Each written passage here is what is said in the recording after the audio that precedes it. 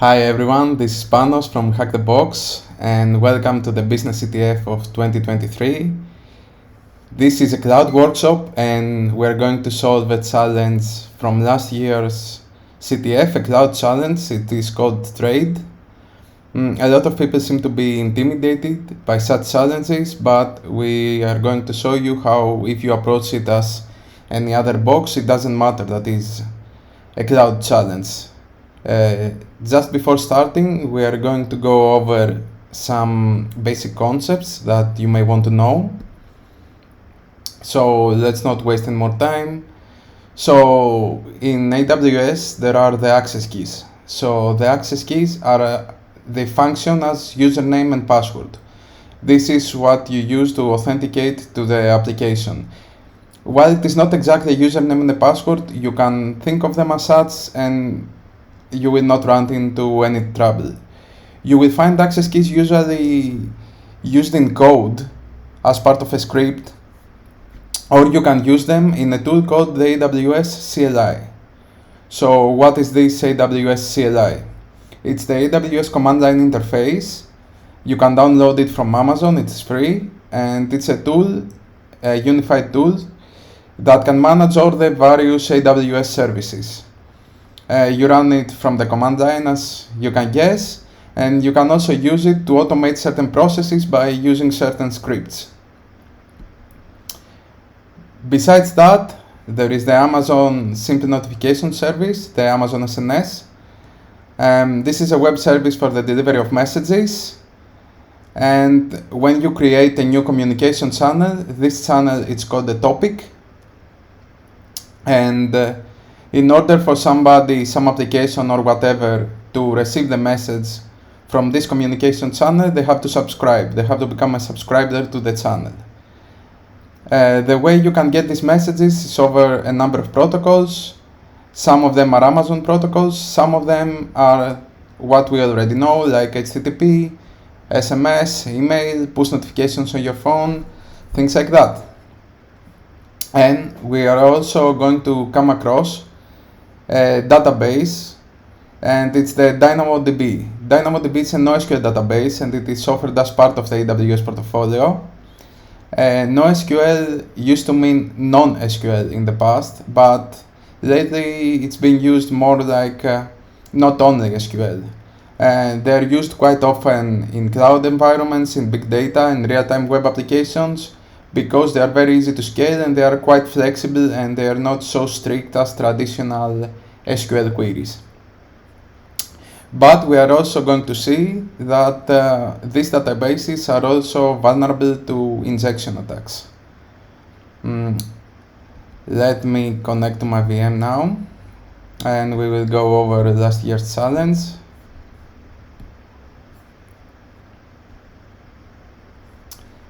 This should work.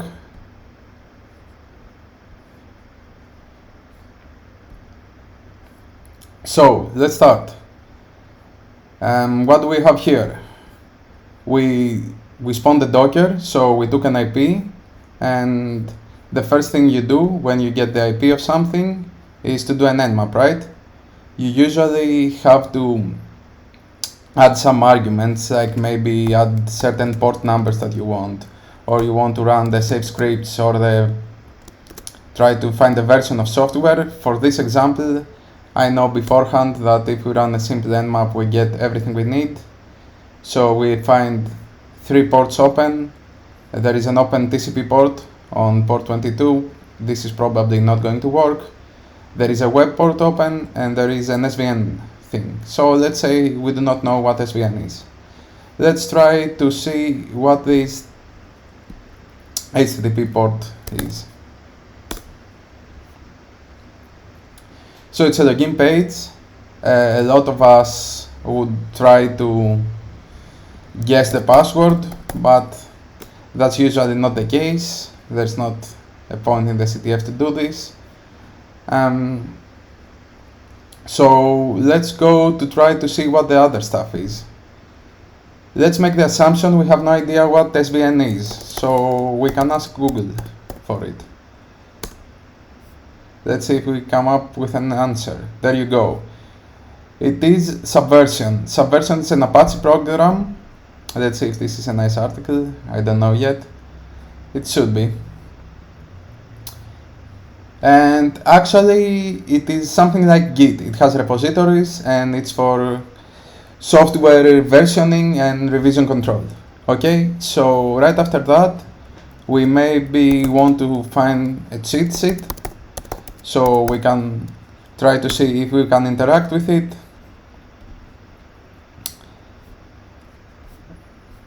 You will find various commands.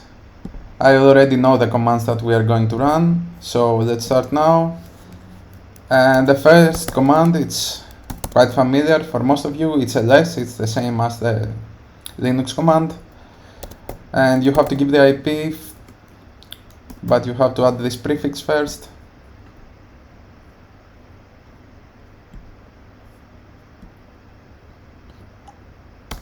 Let's see. So, there is a repository called store, and there is another command that we can download it, but I'm not sure what we have done here. Let me check this inventory. It's empty. That's perfect. So we're gonna use the same command, but instead of ls, the command we're going to use is checkout. Checkout may not make sense immediately, but what it does is it downloads everything. And we also see that we are on revision 5, so there are 4 other older revisions of that software. And if you type ls, you see that you downloaded it. You can go to see what there is inside. And you see there are 2 Python files and 1 README file. So let's open something in the text editor. The default text editor for Parrot is Pluma. I just learned about it, so let's see what there is here. Okay, this is how to connect to the database and how to connect to the AWS service, but the keys are redacted, so no luck with that. Then we know it's a database thing because it's called Dynamo, so it creates a table, and this table, it's called users and it has usernames and passwords. Maybe we're lucky and we find something, and we are lucky indeed. We find the password of a user named Marcus. Let's hope this will work, so we can try to copy it and try to log in as Marcus.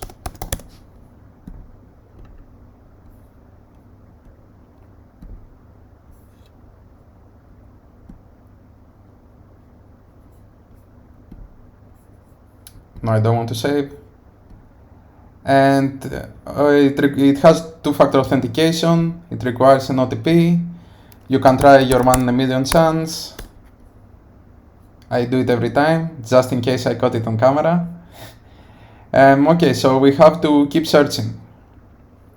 We can try and search the other file, the SNS file. We will not find something in this revision, but we said that there are multiple versions of the software. So how can we find this? It's easy. We have to use, instead of the command checkout, the command log. So we see the various revisions here. Database, the Dynamo file was probably added here. So what we would do is go through each one of these to see what works. I already know that this is what we want, so we want to download revision 2. Before that, I'm just gonna make a directory for the old version. And then download it. It's the same thing, but at the end, we have to specify which revision we want. So if you see, we downloaded the store file again. So there is only, the database was not added at the time, so we still only have SNS. So let's try to use the text editor to see what we find inside. And this is interesting. So this version still has the keys. It's like having the username and the password of the AWS application. That's great. We can try to use them, and actually it's quite often that you find keys forgotten in code. So this tool, I think, is installed by default in Parrot, but you can just download it, and once you hit configure, it guides you through everything you need to do. It requires the key.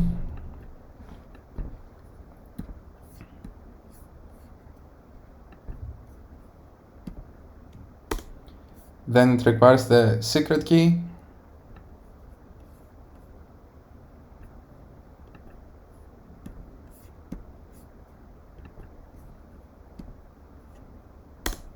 The region is US East. I have already said it previously, but you can always add it again. And we will not need an output format. So we should be able to connect to the AWS service. So we already know that's a simple notification service. So we need to see if we can subscribe to something, and before subscribing, we need to see what topics are available. I have, you can, for example, try to see, and there's documentation in Amazon, in the AWS website about everything. You can Google it. I don't remember anything by heart. And in order to not search in front of you again, I have already saved the commands that we want to use. Yes, I'm sorry, I forgot to mention something. Inside the same code, you will see,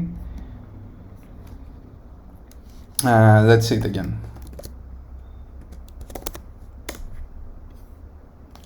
So inside the same code, you will find at some point referring to the URL as HTTP as cloud.htb. So what I already done is I went to my host file and I added this value. So it resolves to something. If you're not familiar with that, you can always try to Google how to add something in my host file. It's not that hard. And yes, so we're using the URL that we got, and we want to list the available topics, and we can subscribe and see if we can subscribe. So right now there is only one available. The syntax is easy. You just use AWS endpoint URL, the URL, SNS, and list topics, but I'm terrible at remembering stuff. That's why I have it ready already. And the syntax is really easy also for subscribing. So it's AWS, the endpoint, subscribe. What is the topic? You just copy paste the value from above, which specify the protocol. We want the HTTP. And the notification endpoint, we want our own IP address. There is a chance that since we are going to subscribe, we are also going to get a notification. So let's start an HTTP listener and see if we get something. We will open it on port 80. And if you want to open your ports, you have to be a super user to do so.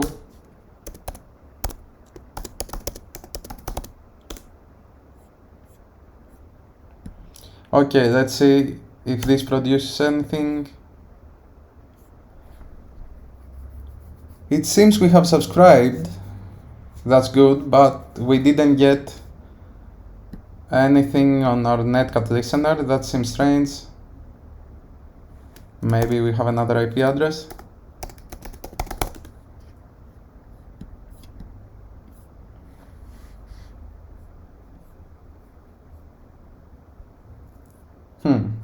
Let's troubleshoot. We have a couple of minutes.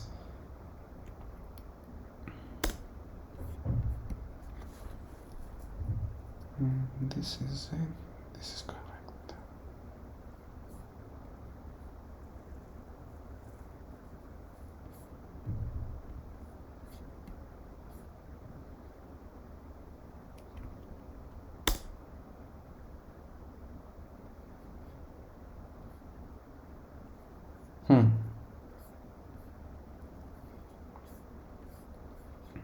Let's go over it together.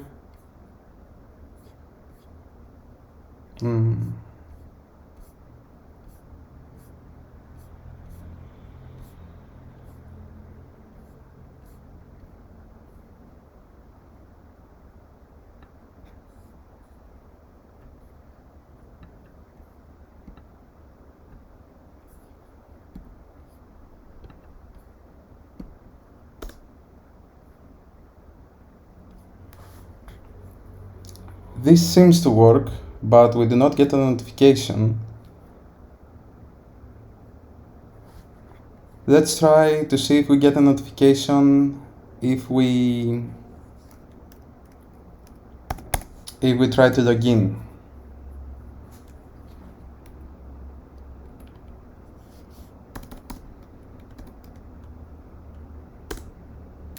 I need to remember Marcus' password once again.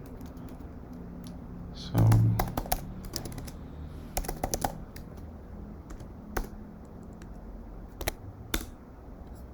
there you are, Marcus.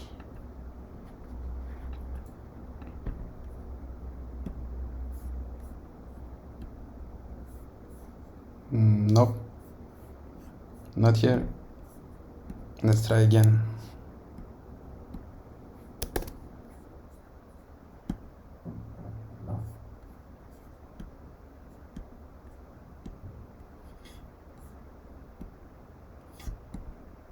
Oh no, I forgot. Oh, or did I? I have 10 things running at the same time. Yes, this are listener. Okay, we didn't get the subscription, but we got this one. Let's see what we have. The ATP should be here someplace, and this is it. And we are able to bypass the two-factor authentication. That's nice. There you go. And what we end up with is we get access to this website. So this is supposed to be a darknet website that is selling exploits.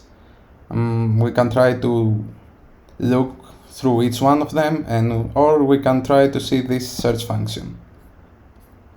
Okay, we have a search.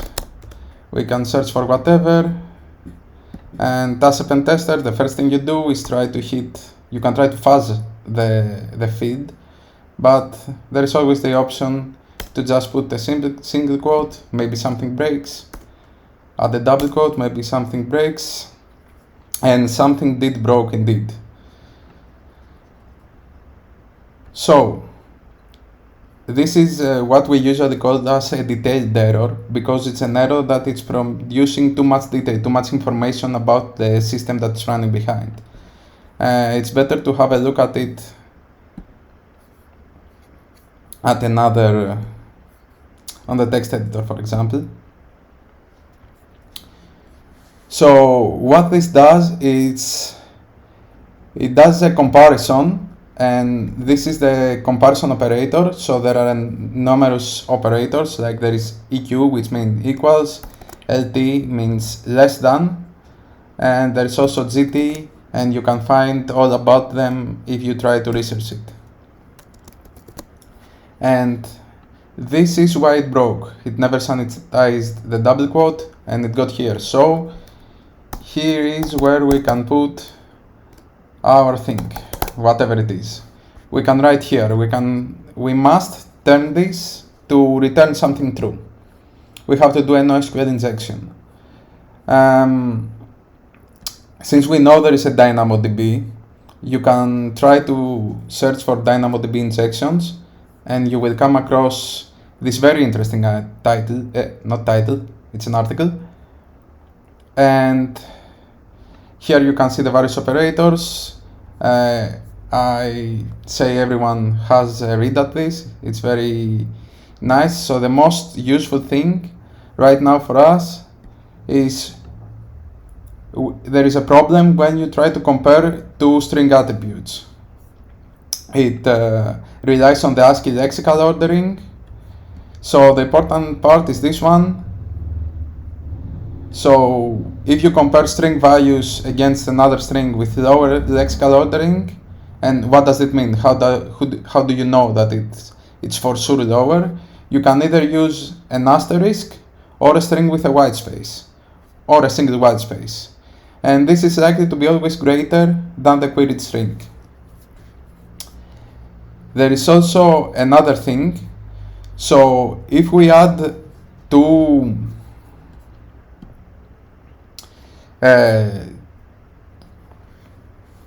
comparisons back to back, the parser only interprets, the Python parser only interprets the second one. So we can try in this thing right here to create our own payload and add everything that we want from here. So we will try to make it look a little better. So I will do this thing. I think it's better for everyone.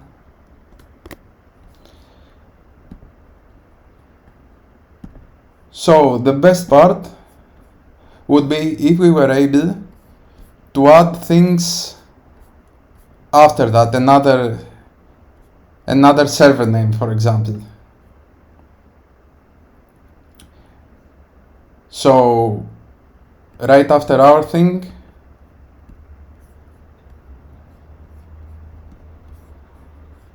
if we are able to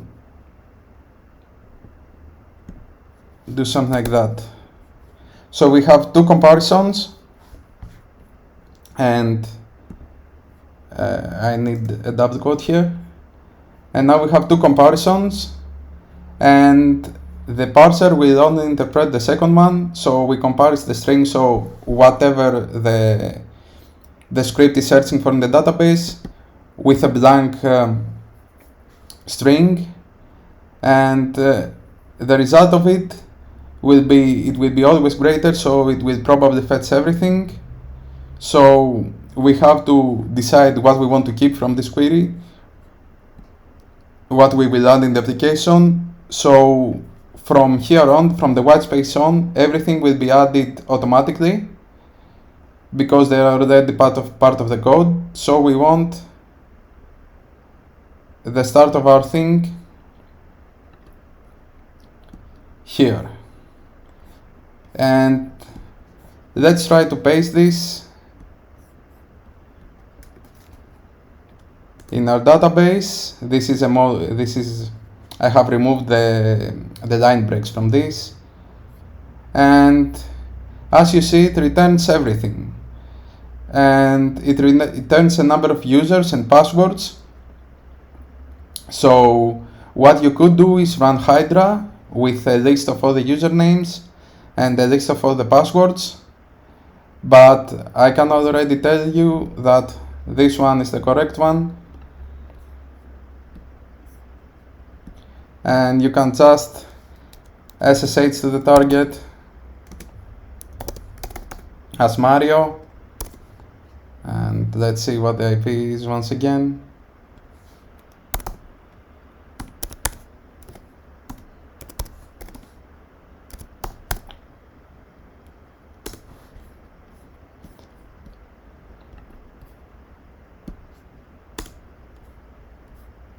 And then you get an SSH set on the machine, and you can find the flag.